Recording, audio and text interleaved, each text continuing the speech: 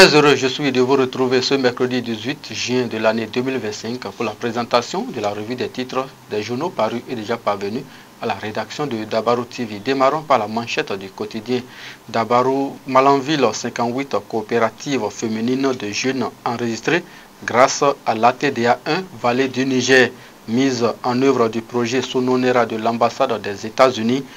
Des journalistes de Niki et de Kalale outillés sur la désinformation, peut-on lire à la page 2 du Coin Info. Audit de la gestion des fonds FADEC 2023, Boyikon 25e au Bénin et 4e derrière Kové, Zogodome et Zanyanado dans le département du Zou. À travers le projet Autonomisation et Entrepreneuriat des jeunes de la mairie de Parakou, 20 jeunes initiés en fabrication de savon et de produits cosmétique. Place à la boussole. Communication grotesque autour du classement FADEC 2023. Parakou se vante d'une performance médiocre. Une autosatisfaction qui fait honte selon le journal de Cosmo Moussa. 6e mission économique de la francophonie à Cotonou. Les échanges s'ouvrent sous le sceau d'une coopération nord-sud innovante. Bénin intelligent à présent. Enfance au Bénin, moins de travail, plus de scolarisation. Le Bénin mise sur la planification et renforce son budget social. Manipulation médiatique, Bruno Amoussou, ciblé par une campagne d'intoxication, nous informe le quotidien Bénin Intelligent à la page 2. Le Béninois libéré à présent, conflit UPR-PRD, la guerre des courriers, la lettre de Gbenochi à Awamenou et sa réponse sont à retrouver dans les colonnes du journal. Renforcement sanitaire à Alada. Importation de matériels médicaux, le MECACO en mission stratégique en Allemagne, nous informe le quotidien de Aboubakar Tako qui cède sa place au journal.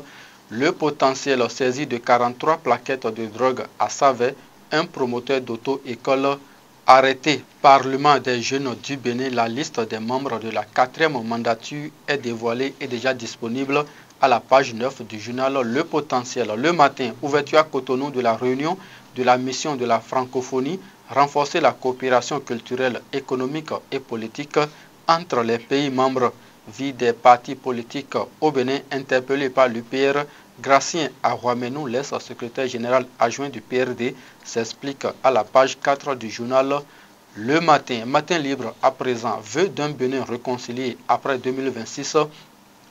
Il ne faut pas compter sur Bruno Amoussou. Allez lire à la page 3 pour mieux comprendre ce titre.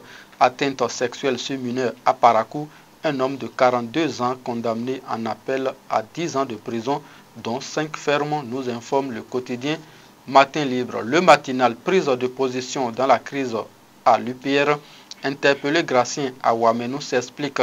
Sanctions au règlement politique. Le parti a 2 options, nous informe le quotidien Le Matinal à la page 2 et 11.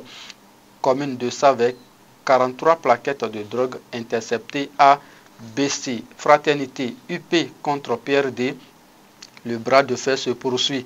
La demande d'explication du SG-UPR et la réponse de Gracien sont à retrouver à la page 3.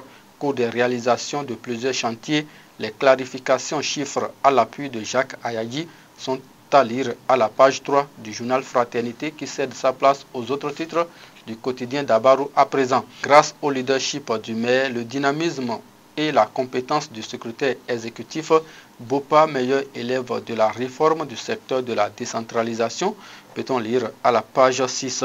6e mission économique de la francophonie à Cotonou, le Bénin carrefour d'affaires et de réseautage. PAEG 1, contribution de la femme pour la paix.